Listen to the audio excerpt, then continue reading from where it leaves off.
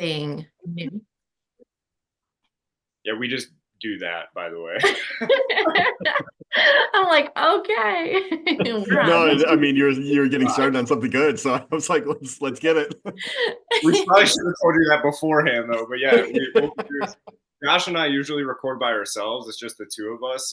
Now it'll be much more, guest centric as well. But yeah, we just like to start having a conversation, and then what Josh will do is hit record in the middle of it. And I'm used to it now. But yeah, surprise.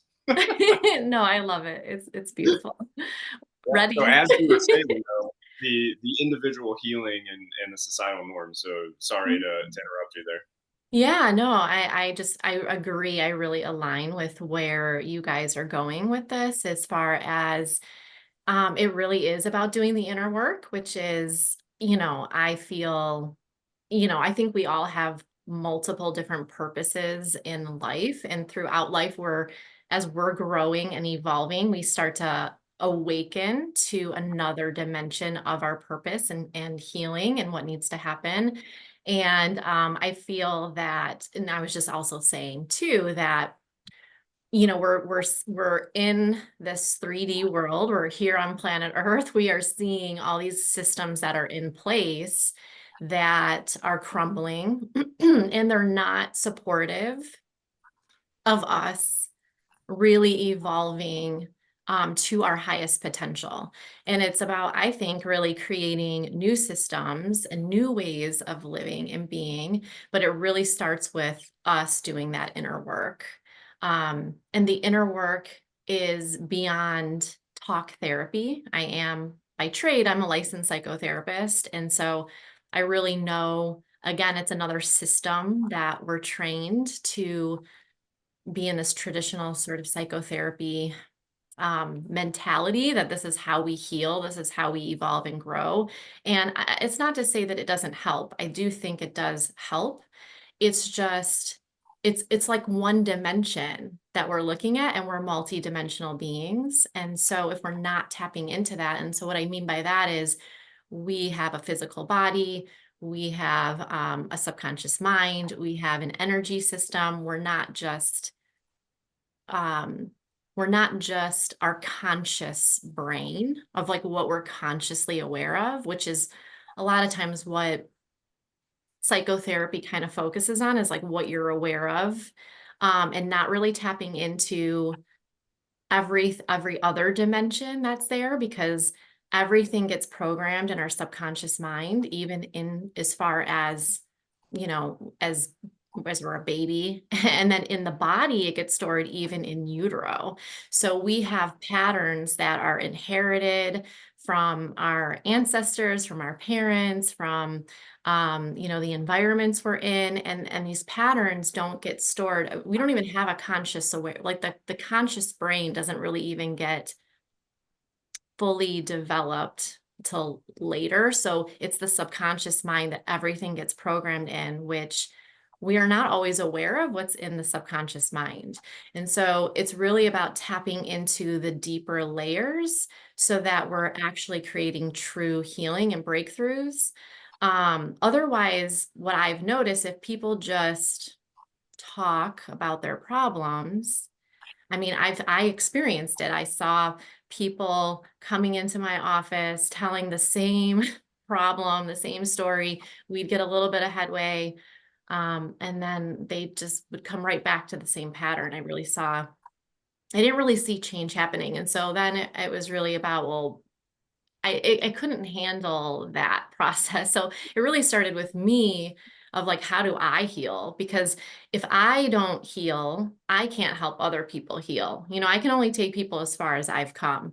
And the people I attract are probably just a couple steps behind me, and so I'm just kind of helping them along the journey. And so there's always more of healing and evolving and learning.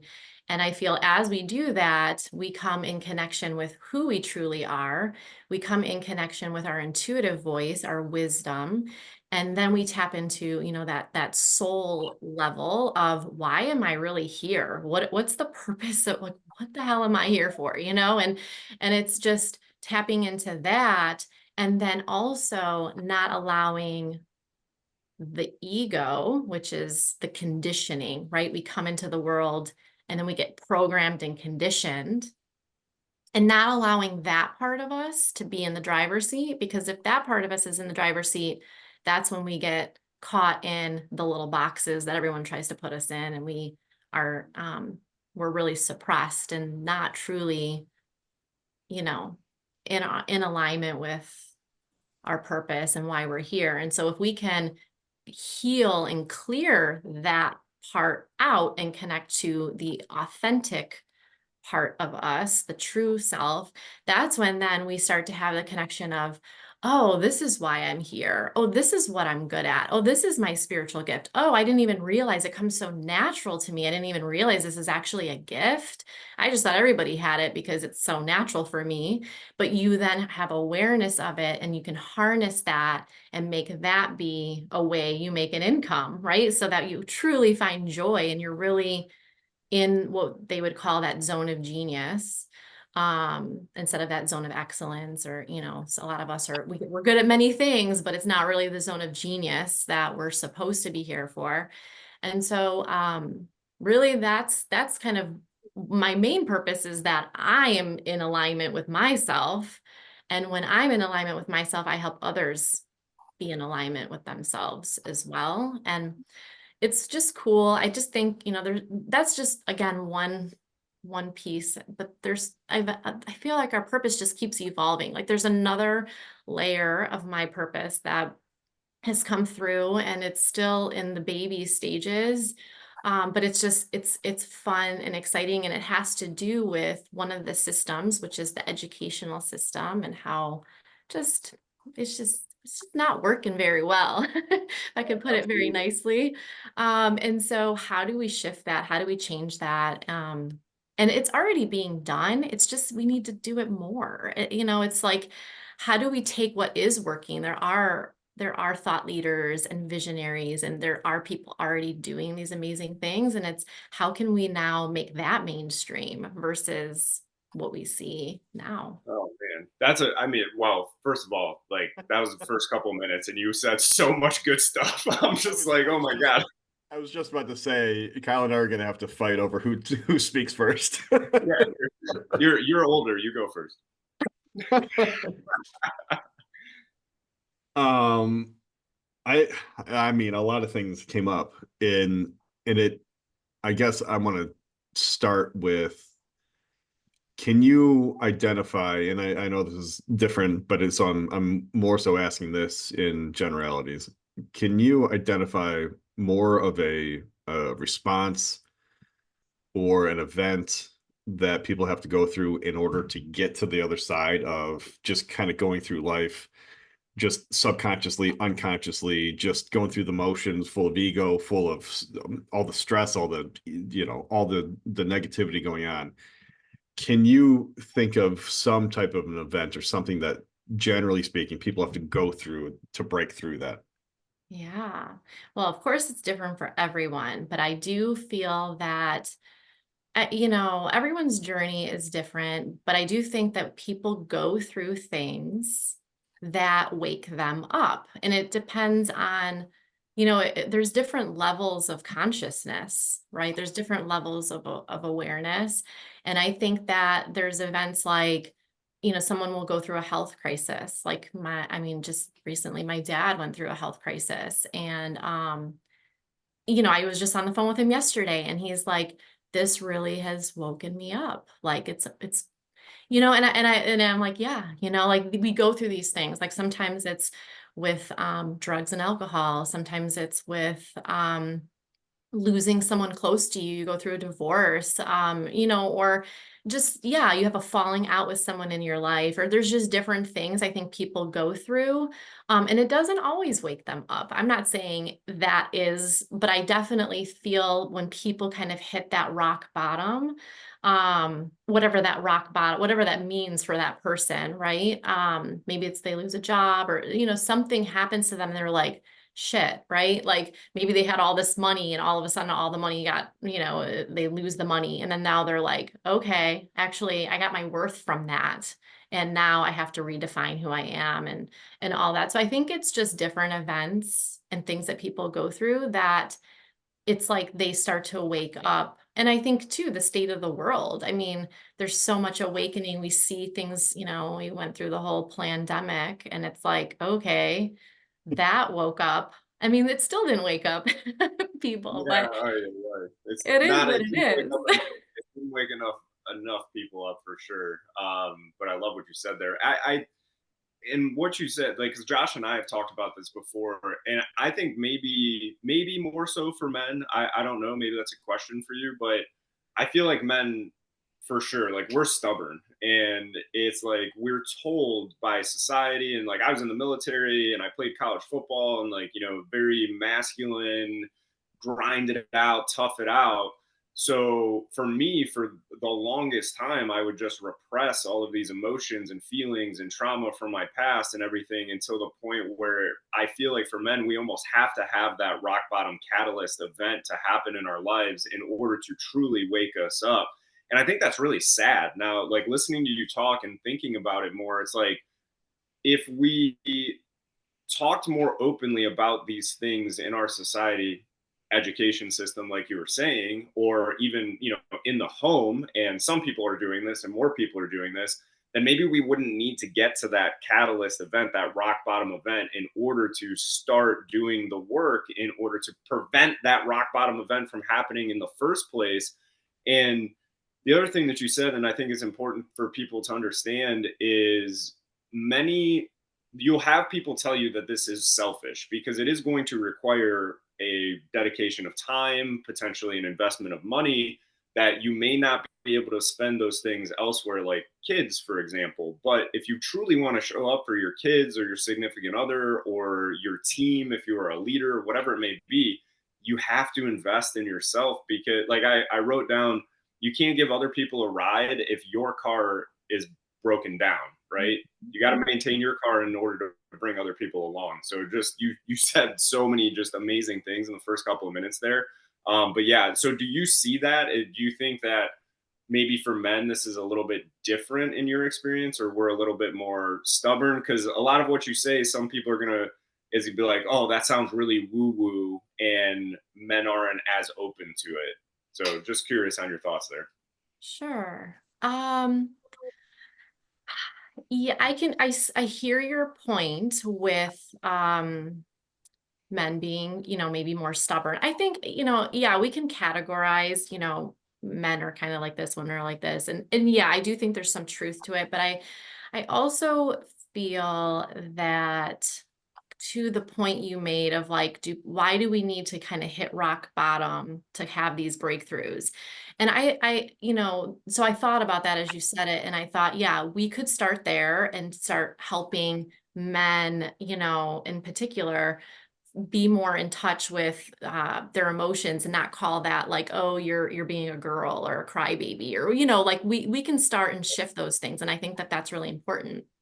I also think what's important though is that we learn from duality. So we learn from, like, if we don't ever have something bad happen, how do we appreciate the good, right? So I think there is still, it's like, yes, we could try to prevent it. There's so many ways that we could, raise children differently so that they can feel more supportive in who they are from the beginning versus having to totally lose who they are, fit into this mold, and then in their 40s, they're finally figuring this out and like, okay, now I'm going to do the inner work, right? Because that definitely feels really broken right there. But I also think that how do we learn? Like if we don't know sadness, how do we know happy? Like there is this, and that's a universal law really too, is there is this duality. So there's always going to be that. Um, living on planet Earth. Like there's just always going to be pain and there's going to be, joy.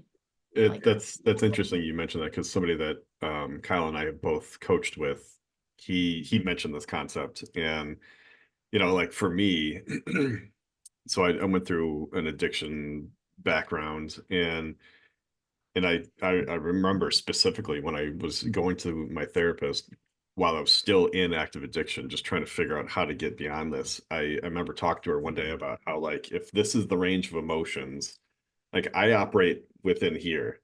I never get too low, never get too high. And it was like a, I don't know, self-protection mechanism for various reasons. And I had, post recovery, I had broadened that a little bit, but I was still trying to, in my own screwed up way, trying to cap the downside while uncapping the upside. And it doesn't work that way. It's like I need to unhinge or uncap both ends so that I can experience all the range of emotions. Like if I cap the bottom, then I'm essentially capping the top. Yeah. Yeah. Definitely. I mean, it's like you can't, like we spend so much time trying to protect ourselves from feeling pain. So what that does is it shuts down the heart center.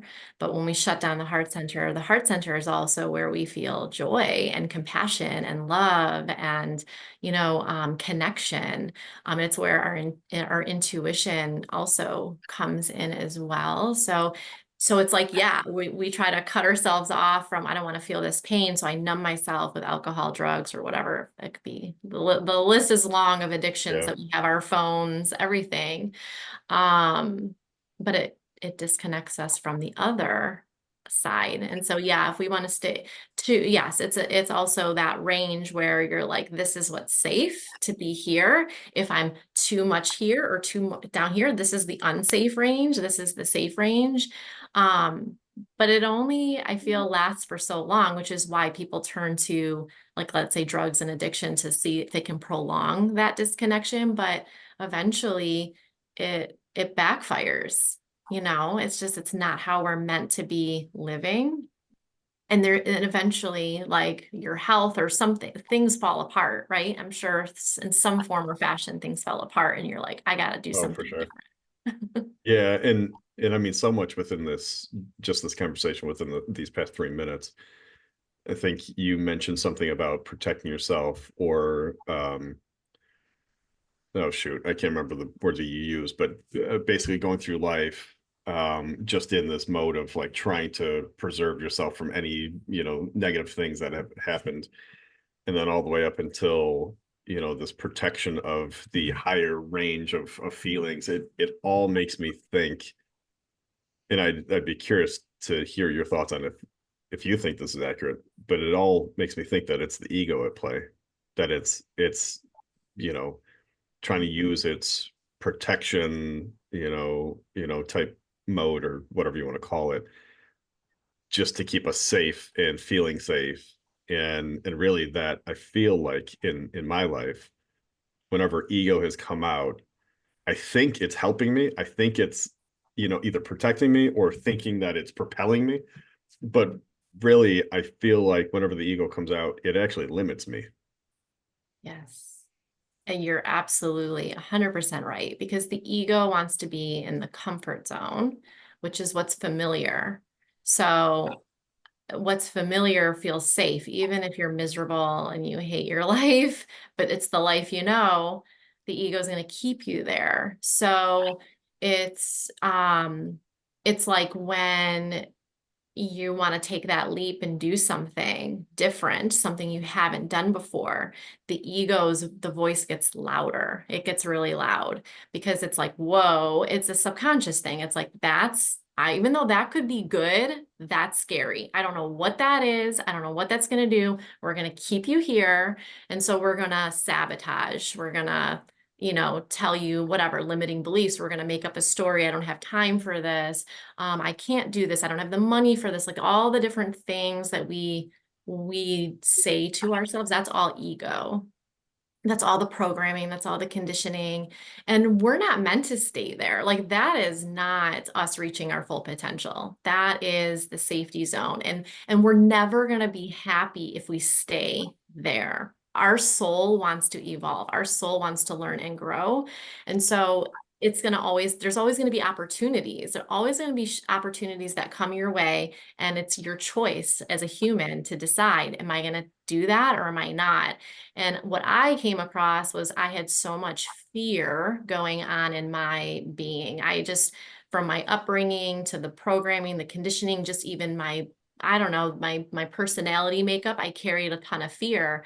And so there were opportunities for me to take these jumps, and I might have taken the jump, but then the fear would hit and I would jump back. And so that's kind of where, because I went through that, I think all of us go through that, that's where I really wanted to hone in on for myself of how do I not allow that to be in the driver's seat, allowing my ego to make decisions, because then I kept finding the safe route. So instead of, I know I shared this on my Facebook page that, at 19, I knew I wanted to be a naturopathic doctor. Like I was drawn to the holistic. I mean, at a young age, I had a huge spiritual awakening and I just knew this is what I wanted. So I went to school and I loved it. It was amazing. But, this was whatever, 20 some years ago when this was all very woo woo and very, you're a quack, right? Like that was the word, was you're a quack.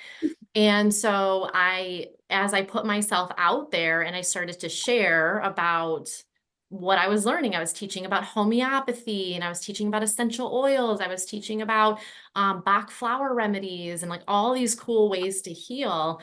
I had pushback from the audience, people looking at me like, this is you, like, you better watch out what you're saying because you're going to get somebody injured or you're going to do something wrong. And there was, this pushback, and that put me into fear.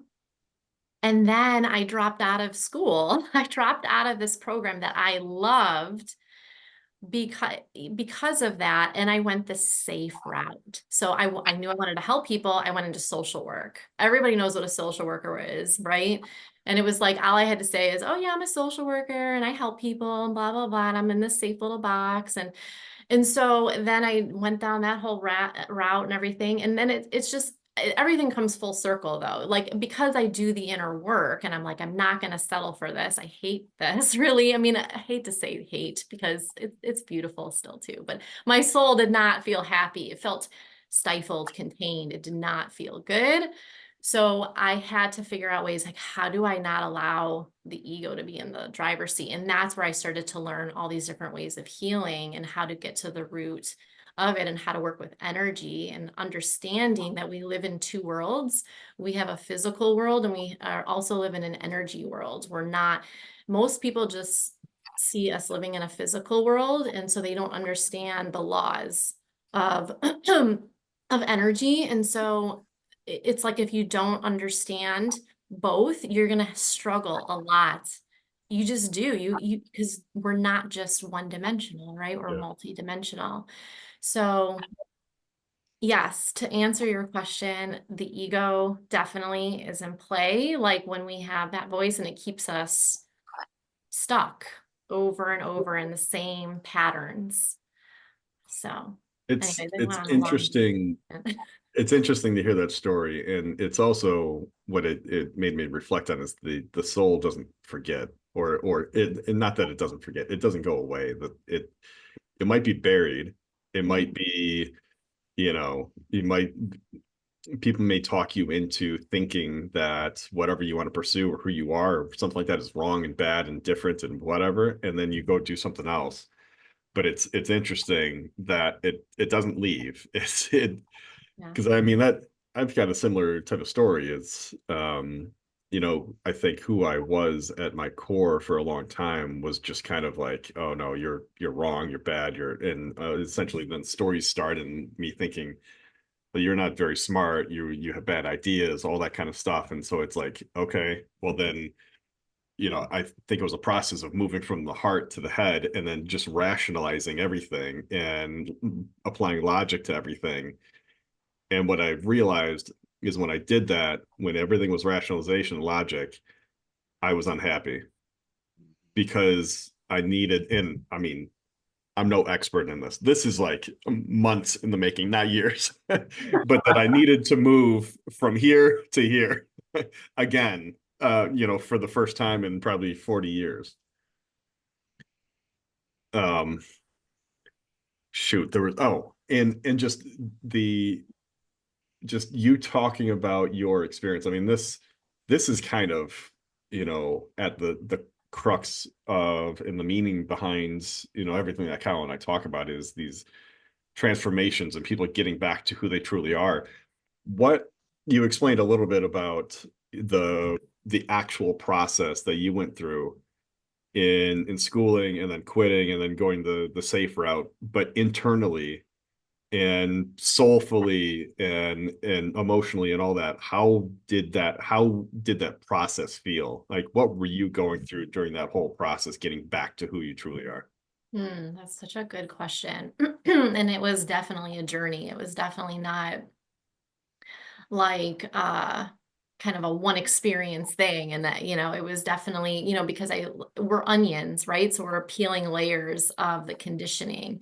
And we're only going to heal what we're ready to heal. So, like in this moment, you're going to have certain things you're ready to heal, and there's other pieces that you can't tap into it yet until you heal the other layers. So essentially, what that was kind of like, let me just grab a sip of water for a second. So, I'm having like a throat chakra block here. Anyways, I experienced, so I went the traditional psychotherapy route and tried it for myself, and it wasn't working. So then I was, at that time I was living in California. So I moved out to California for about 5 years, and I went to this program. It was a postmaster's program, and it was called Integrative Body Psychotherapy. And it was my first introduction to understanding how patterns get stored in the body and understanding the inner child work, but on the body level of how these patterns get stored. And so what we would learn in this program was not only the patterns that people go through, which was very important, but also understanding how it gets stuck in the body and how to then how to move the body and breathe in particular ways to open up these holding patterns so that then these patterns get healed and released. And essentially what that looks like is you breathe, you move your body in a certain way, you have emotion, because emotions get stored and stuck in the body. And it happens in the sense when you think of like little kids, when you tell them like, stop crying. I just remember like I would hold my body, I would have a constriction in my throat, trying to stuff it down. Your body gets tight, tense, and you just push these emotions down. Well, they don't just disappear. They get stuck in the body. And so when you start to breathe in certain particular ways, because essentially when we're not feeling, we're holding our breath, or not holding, but we're breathing with this much capacity versus the full capacity of our lungs. And so we get stuck in that fight or flight mode, and we can't heal when we're in, like, the body doesn't feel safe, we can't heal. So as soon as you start to tap into breathing and we move into the parasympathetic nervous system, which is the rest and digest, it's like the fight or flight is the sympathetic, the rest and digest is the parasympathetic. That's the mode where we need to be in to heal. So you're moving the body into the parasympathetic nervous system. And with that, with the different ways that you were trained to help people move the body and the breath, they all of a sudden start to release emotion, and they tap into that younger part of them that was suppressed. They have a healing experience with that in a safe container with someone who's trained as well. There's a healing that happens there. And then you move about life differently from that point. So it's a repetition of doing that. That was my first exposure of doing deeper healing, like getting to the root cause. And then it evolved from that, where I just kept learning. I wanted to learn more and more. It was like I felt like I had a piece of the puzzle, but it was like I just knew, like, okay, there's more healing, like there's more ways to heal. This isn't just the only way, but it is a very important way. And then I started tapping into energy-based practices and learning about the subconscious mind as well. And so I went to a training, it's called Psych K. And it was a training to teach you about how to tap into the subconscious mind and how to use muscle testing to tap into our subconscious mind, which a lot of people don't know what muscle testing is. It's kind of hard to explain, but essentially, a lot of chiropractors use it, naturopaths use it, the holistic realm uses it, but it's using a muscle, an isolated muscle, to tap into truth.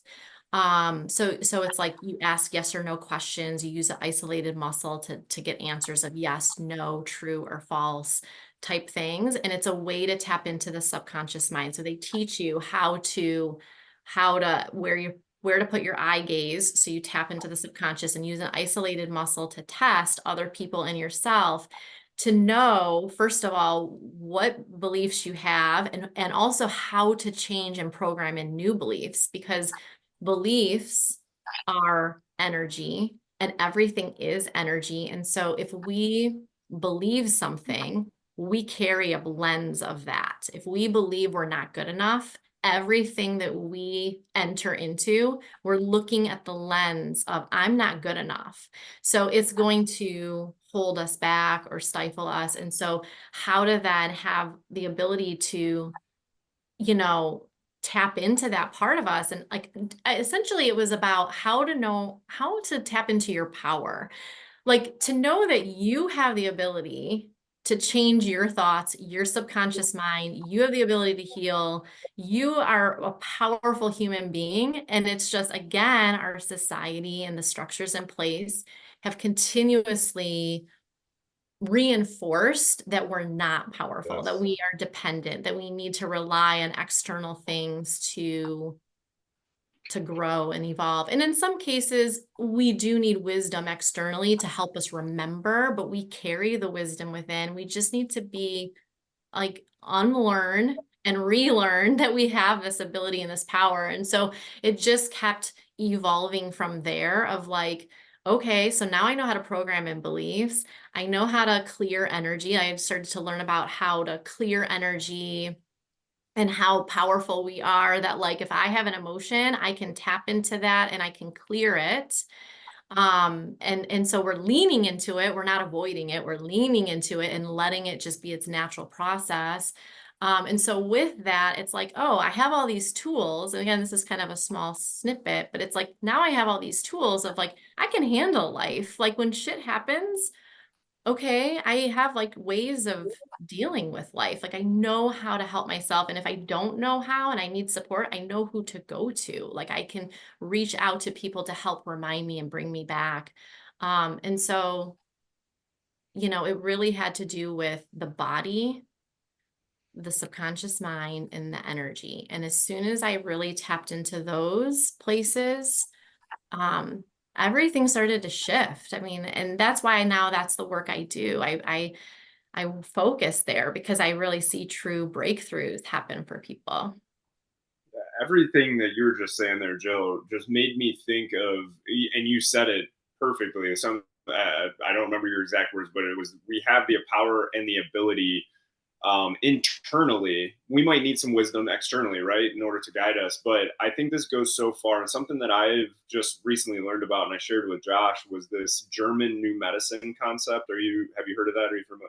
And No. no, so it's basically the theory, I guess, to say it for now, that physical issues, disease, cancers, viruses, even are actual physical responses to emotional traumas. And it was very interesting, but it makes me think of modern medicine and how it makes you believe that you do not have the ability or the power to heal yourself, whether it's a mental health ailment that you're dealing with or a physical ailment.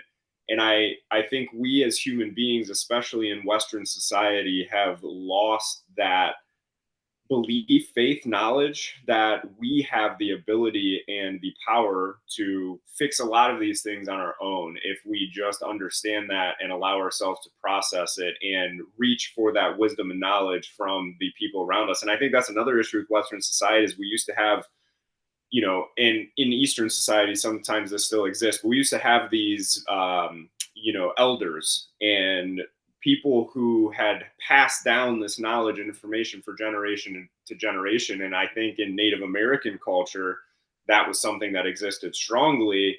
And what was it?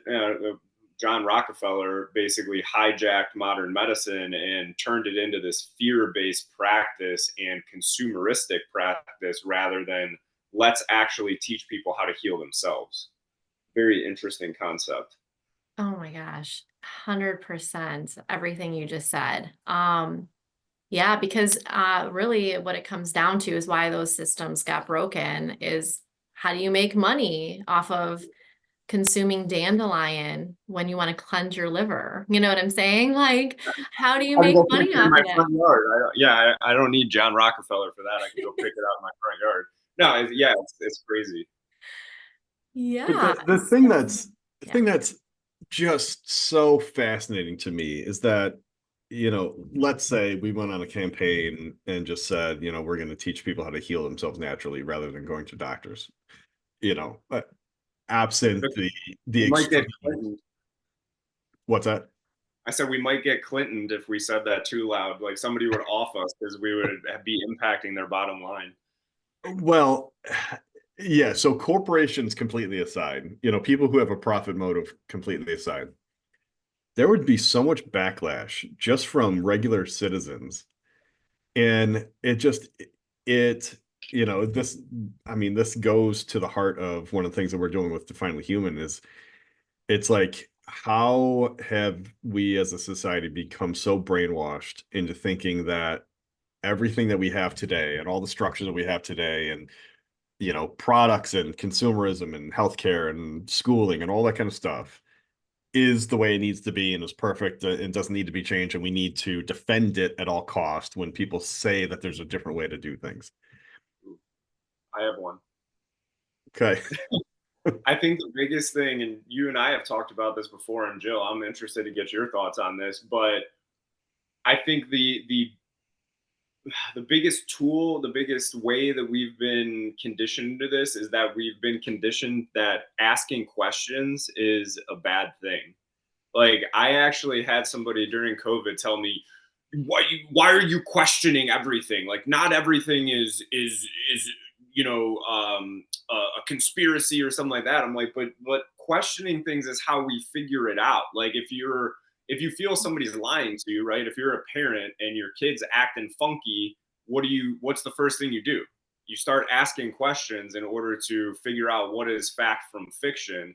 And I look at the way our school system is and all of that. Curiosity killed the cat. We've talked about this, but it all kind of beats the curiosity out of us to make us believe that if we are curious and we are inquisitive, that that's going to be dangerous in some way, when in reality we should be asking questions. And that's where true learning comes from, is curiosity. And I think that's been the biggest detriment to Western society, is we've been programmed to questions are bad. Don't ask too many questions. Even in fucking basic training when I was there, like you don't want to ask questions. You don't want to be the person that speaks, because that person's going to stand out and you're going to get in trouble. But it's like, well, if I have a better understanding of why we're doing what we're doing, wouldn't that mean that I'd be more bought into it? So it's a very interesting concept. That's just my thought, Joe. I'm interested to hear, well, both of your thoughts on that. I mean, as you were talking, I agree 100% around that. I definitely think that, because when we ask questions and we come up with our own answers, it builds our confidence, it empowers us. And that's exactly what they don't want. They want us to follow the herd and again be brainwashed and just listen and do not speak kind of thing, just follow. And it does start very young. I mean, it starts in our homes. We've been conditioned. It's in the schools.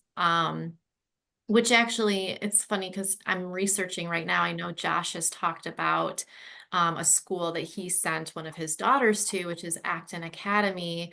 And that school has been popping up. Other people have been talking about it. And I was just talking to a mom who lives in Austin, Texas. And that's where I guess Acton Academy originated. It's a franchise, it's a type of school where this is what I'm learning about it because I've not visited a school yet, but I'm sure Josh could talk more about it. But their model is that there are guides, not teachers, and they use Socratic, the Socratic method of asking questions to get kids to come up with their own answers, or essentially to learn how to learn. So they learn the foundational stuff of like math and arithmetic and reading and whatnot, but the focus is on them learning how to learn, and also this like hero's journey of tapping into their innate gifts, and then using that to impact the community, the city, the world, and really helping kids like become responsible adults. Like it's more child led, and rather than classroom and everyone sitting at a desk and told what to do, and they're taught what they need to be taught, and there's so much focus on the fundamental stuff and not really like what you need for the real world to learn, and how to navigate. Essentially it's like for instance, this new purpose that's come through for me is like opening a school. And it's like, I have no freaking clue how to open a school. I'm learning. Like, but the thing is at 43 years old, I'm at a place where I'm like, well, I'm going to figure it out. I'm going to talk to people. I'm going to ask questions. I'm going to do my research, investigate. But I feel like the children, like let's say I was 18, 19-year-old Jillian, I wasn't in a place where I wasn't set up to feel like I knew how to do something like that. Where I feel like this model at Acton Academy, it's like they're setting up kids so that they can figure things out. Like if they want to do something, they're going to know like how to research or how to ask questions or how to figure things out and come with their confidence and creativity and in curiosity to figure things out. And I definitely think we need us, to put our energy into how do we foster that, so it's not at, again, 30, 40, 50 years old that we're finally like coming back home to ourselves and figuring these things out, deprogramming from all of these things. And how do we start younger, helping them, letting them know asking questions is important. It's great. And kids do that naturally, but we tell them like, oh God, we always say like, oh, they ask so many questions. It's always why, blah, blah, blah. And we shut it down and shut it down and shut it down. Yeah. Oh my, everything that you're saying in there. So it makes me think of the fixed mindset versus the growth mindset, and I mean, how that's as a that's actually a big Acton concept, fixed versus growth. yeah, That's because if you have a growth mindset, you look at everything as a learning opportunity instead of I'm just bad at this or I'm good at this, and that then I was thinking about it from a societal perspective, and what are so take this back to when the education system started. So around the time of the industrial revolution, right? So what are the two biggest things at that point in time?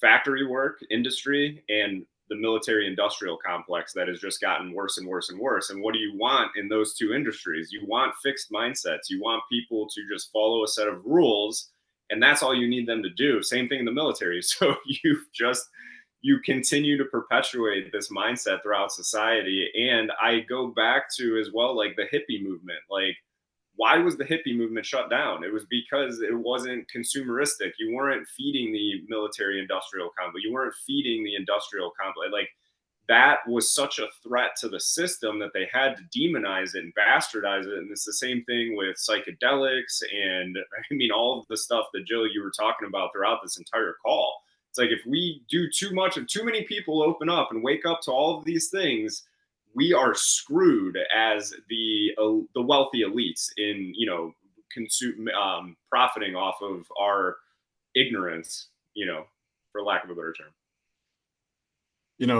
Whenever I hear the word Acton or think about it, it actually like it makes me, I don't want to say, um, I don't want to say angry. It makes me upset that unfortunately my daughter spent 1 year there and it shut down. And then unfortunately, you know, Jillian and I had a very similar experience together just over the past couple of years for me with another school. And it's it's difficult for me because, you know, it makes me, we've had two different, my daughter has gone to, I don't know, 5 different schools now. This will be her fifth, coming up this next year, because we try to keep putting her into like an Acton type or a Montessori type school. And you know, when they're private and they're not state funded, you run into, you know, a whole bunch of other funding issues and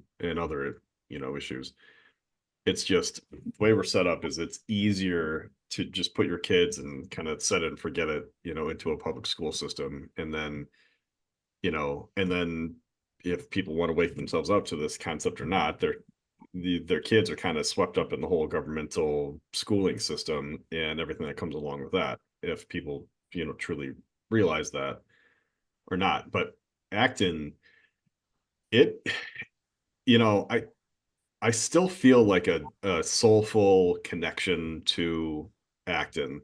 And Jillian, I still talk to the guy who owns the one here. And, you know, so if you're interested, I Yes. put you in touch with him. Or and actually I know a few other people that own them across the country.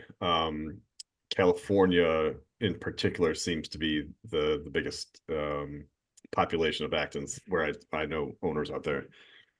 But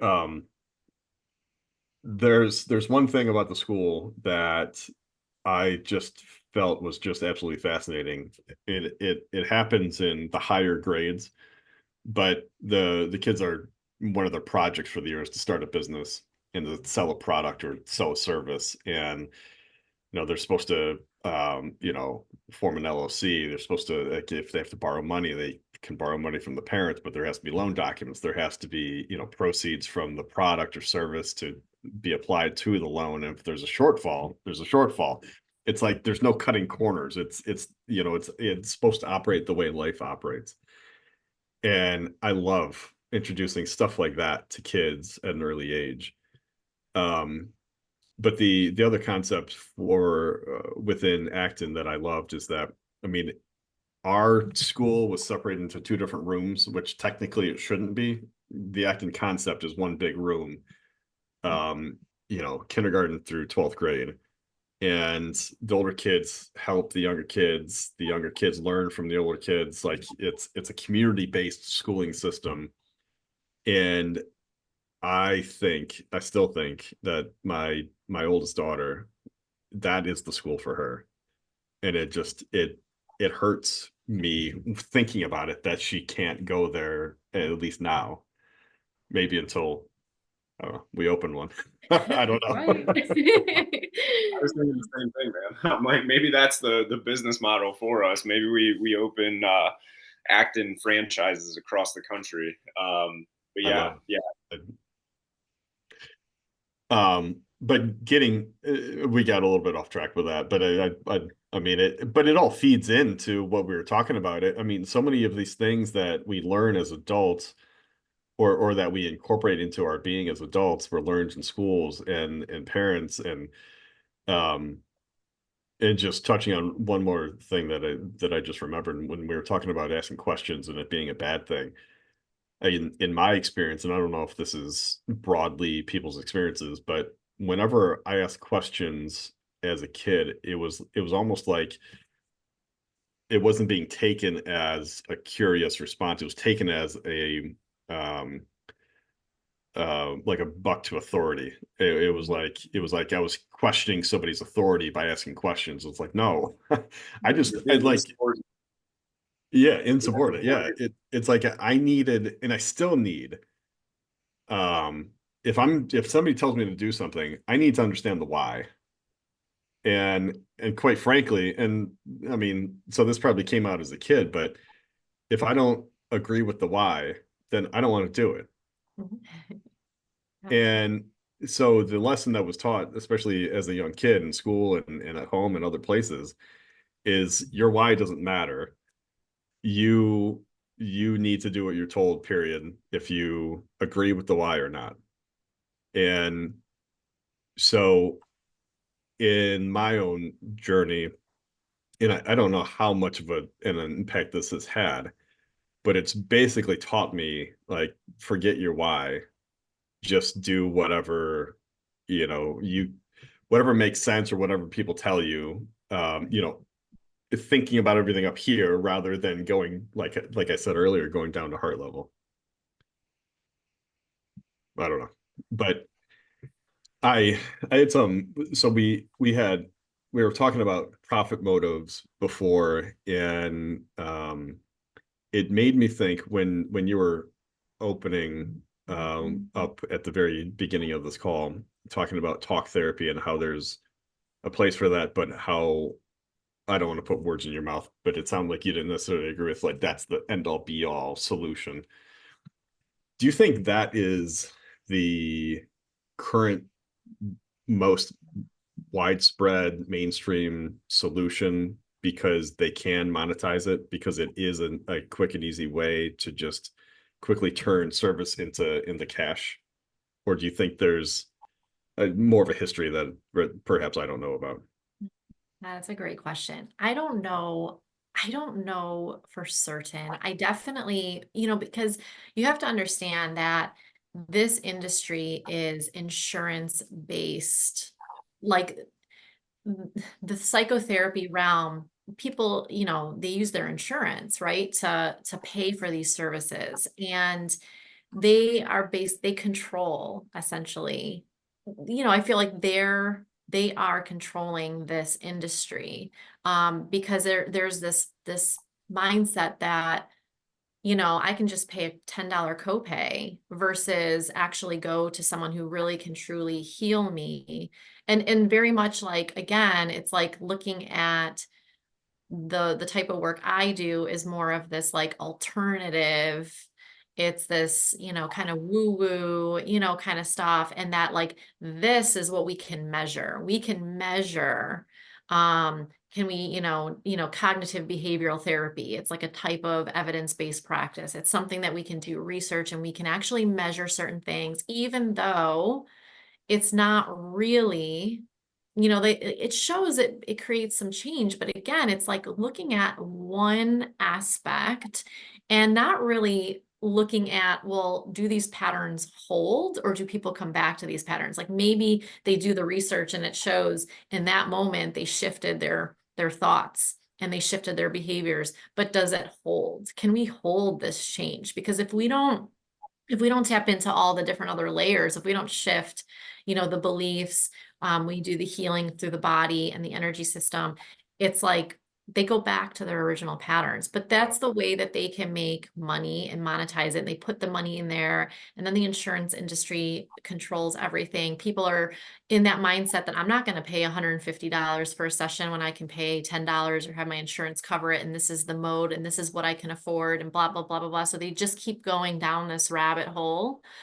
So that's kind of just what I witnessed when I was in it, because I did take insurance for a while. I did that whole thing. So I got to really see how it all works and how so much energy goes. These therapists spend so much energy on documentation, documenting every little thing, diagnosing, putting people in a box. Here's your DSM, and you got to fit them in a category. And then you got to come up with these treatment goals that are in alignment with this diagnosis.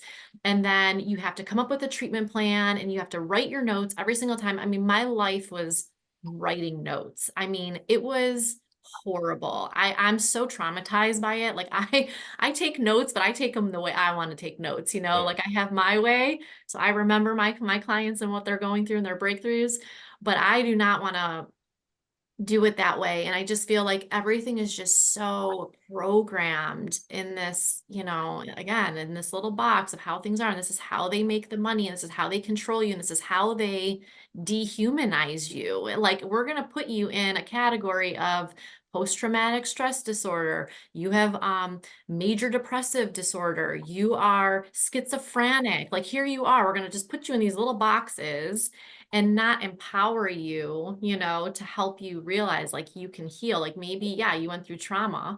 We can heal that trauma. You don't have to be a victim of this. But And so it was why heal it when you can treat it with prescriptions and make a bunch of money off of it? That's right. That's right. I forgot to add the prescription part. Thank you. Adding that in because that's a whole nother layer. Yeah. Yeah, It's, it's crazy. it makes me think back to the concept of people needing to hit a rock bottom. And me coming from a recovery standpoint, I hear that term almost every week. And it's almost like it's too played out. Like it, yeah, and I'm not saying there's anything wrong with saying that word or using that phrase. It has, because I've heard it so often, it has made me think about it differently.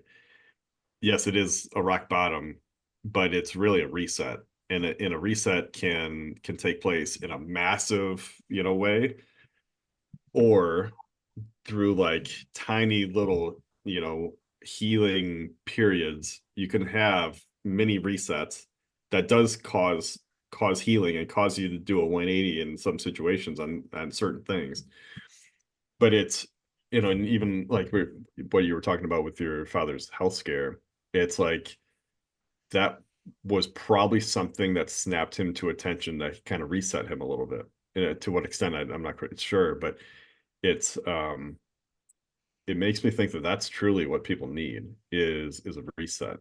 Or something should just, we're going through life with just blinders on with what we do and how we think and all that kind of stuff, and it's one of those things that just takes those blinders off and just causes us to look around for a second. That's in my situation, for me, that's the those things that have caused me to have shifts, is when I finally stand up and I look around, I'm like, oh shit, I've been doing this kind of stuff for too long. Yeah. Yeah, Yeah. we've talked about it from like that midlife crisis perspective. Like we label it, oh, you're just crazy. Like you're just going through a midlife crisis. Go buy yourself a freaking Mazda Miata or go have an affair with a 25-year-old. You'll be fine. You know what I mean? Like it's interesting that even when that does happen, that our society will try to label it and, to Jill's point, paint you in this box, and then you feel shame or guilt or whatever, and instead of dealing with it on this healthy level, and actually, to your point, Josh, having that reset and looking at it as an opportunity, then they make you feel like you're crazy and shameful and you should just bury it inside. And that's when we go towards the materialistic, consumer driven response to it instead of the holistic healing response to it, because that's what's normalized by our society. And you might catch, I mean, like, I'm sure there's people out there that might catch less flack from their friends for going out and having an affair than they would from being like, hey, I'm gonna go take some psilocybin. I'm gonna do a psilocybin guided retreat to figure my shit out, and be like, dude, you're crazy. Like, you'd catch more flack for that than ruining your marriage. It's wild.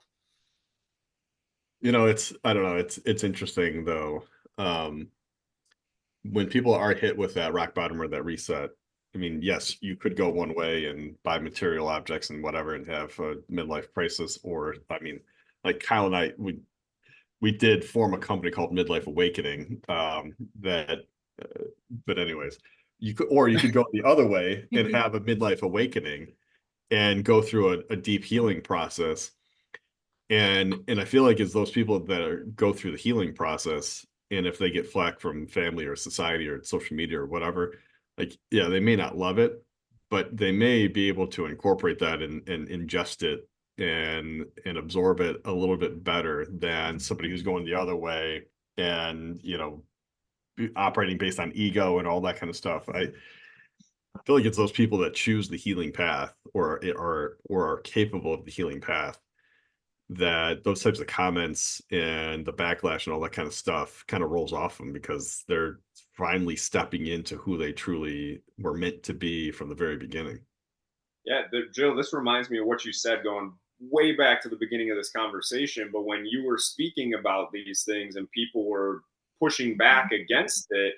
And then you made the decision at that point in time to go a different route, a safer route into social work. But now where you are, I'm assuming people could push back. They could say basically whatever they wanted to. And you're like, hey, no, I know this. I'm comfortable with who I am. I've healed myself. And we're always healing, right? Like it's a never ending journey, but you're in a different place now. And I look at myself and Josh as that as well. Would you agree with that? Yeah, definitely. That definitely popped in my head too, just as you guys were talking, is that it's like, it's essentially how strong you are. And I don't mean strong like as physically strong, but that does help actually. And it's a dimension of it. But yeah, it's like, can you, because the difference really was just, you know, how much I was allowing, like essentially the healing work inwardly, right? So like how strong I was and who I was, how like the beliefs I had about myself. So like everything that was happening at the age of 19, it's like the beliefs and all the things that were going on, I was really, broken down, I guess is a word you could say, of just not believing in myself. I didn't have that strength and that courage to support that. But then as you do the healing work and you just yeah, you know who you are, you stand firm, you're like, I have the wisdom and the healing to know this is my path, and I understand that everybody agrees with that, and everyone has their own journey. I think one of the biggest shifts for me was like allowing people to have their journey, that like detaching from needing to fix people, detaching to needing to have a certain outcome for someone or something, is like as soon as I could just let that go and be like, you know what, they're on their journey, they're figuring things out, this is part of why they came to the planet. Like this is their journey. It's not my role to come and try to change them, fix them. That actually does the opposite. It kind of hurts them actually if I try to do that. Once I stayed in my lane, it got easier. And it's like, this is my lane. If you want to join me, awesome. Like let's all be together. If you want to be in that lane, more power to you. Like you're trying to figure things out and this is what feels good to you. And that's where you're at. It's having that, like, I think acceptance, too, and having that detachment that like, I need the audience to like what I'm doing, or what they say means something about who I am, because that's where I was at that point. But now it's like, no, that I'm just not there. And I think when people can shift from that place of being detached from needing their self-worth, and that we're not perfect, right? We're all working. I'm not saying I've mastered ever all these things, but it's definitely a different place than what it was 20 years ago. Then yeah, things don't impact you as much. And if it does impact you, that's the healing, right? So if someone says something to you and you get triggered, it's a mirror for you to say, well, what's here for me? And I know, Kyle, this is like what you preach. You're lighting me up right now because I'm like, this is exactly what we were talking about before we started recording, and the intent, part of the intent, around some of the things that I post on social media. It's like, hey, if you're, and I will literally say it in the post, like if you get pissed at this, look at yourself, and they just completely ignore it and lash out at me, and I'm like, you're lashing out at me because something is going on internally with you. And then people will say, when I try to explain that, they'll come back and say, so you're just a social media troll. You're posting this. You don't even believe what you're posting. I'm like, no, I believe what I say, but I'm saying it intentionally in the manner that I say it in order to trigger a response to get you to look at yourself in the mirror. But it's, again, like you were saying before, if somebody's not in the place to heal, then there's nothing I say or do is going to matter, right? So I've come to accept that as well, and I won't engage in certain levels of negativity. And it doesn't bother me at all. They think that they're getting under my skin by calling me names or making fun of me for being bald or whatever, and I'm like, this doesn't bother me at all. My favorite line in the show, I've shared this with Josh, Mad Men, Donald Draper. He says, this one guy's like, I feel sad for you. And he goes, really? I don't think about you at all. And I'm like, that's exactly, I'm like, you guys think that I sit here and internalize this and think about what you say to me? I'm like, I turn off the app and you're gone to me. Like, but I'm living in your head rent free intentionally to get you to realize that eventually. And I think a lot of people will eventually realize that. But sadly, like we're saying here, it might not be until you're 40 or 45 or 50 years old. And not that that's a bad thing. Like it happens when it should happen, I believe, for everybody. But wouldn't it be better to happen when you're 30 or 25 or 20? You know what I mean? So, Yeah, Yeah. I don't know. I mean, everybody's path is different. I know at 20, 25, even 30, I was not ready for healing. There's no way. same. Um, I was still, trapped up in society and ego and conditioning and all that kind of stuff. And I knew I was unhappy. I knew that I had this idea that there had to be something better out there, but from a starting down that path standpoint, there's no. I mean, I went to a therapist, and that helped a little bit.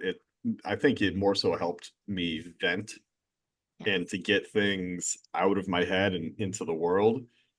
And there was a benefit to that, but it was just like it was a constant like all of my therapy sessions was almost like a constant state of like release rather than healing and anything else. And and so that served a purpose, but it wasn't going to get me to actual healing. And so I wasn't ready for it until I was in my 40s, unfortunately.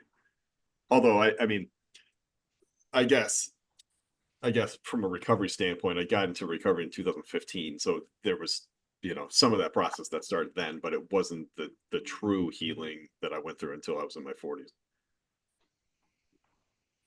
Um, but we started late and we have gone well beyond our our allotted time. But we want to be respectful of your time, Jillian, and Kyle. I don't know if you have anything going on, but my daughters I and I are going to have go do more something today. I have more controversial content to record. That's what I do on Fridays. But yeah, Jill, this has been amazing. I'm sure at some point in time we'll have you on again, and continue to share this journey because, like we shared in the beginning, that might have been before we recorded, is that yeah, while we speak about politics and big pharma and all of these systems that control us, we also want to encourage and empower people to take it upon themselves and do the individual work necessary in order to not only have your life be better, the people around you be better, and ultimately, if enough of us can wake up to this and do the work, then hopefully we can start to turn society around. And we're seeing it. I definitely think we're seeing it. We're seeing a shift, but it's almost like there's this like huge gap in polarization where you have half the population who's waking up and doing the work and half that's just digging their heels in deeper, is like simping to the system for for one way to say it. And it's like it's a very interesting time for sure. Yeah. Yeah. So thank you for being on with us. We appreciate it. Oh my gosh, Yeah. this has been amazing. I seriously could talk all day about these things. I know we have lives, but I'm so honored that you guys invited me here. Thank you. Thank you so much, and we're honored that you came on. Thanks. You guys have a great day. Bye guys.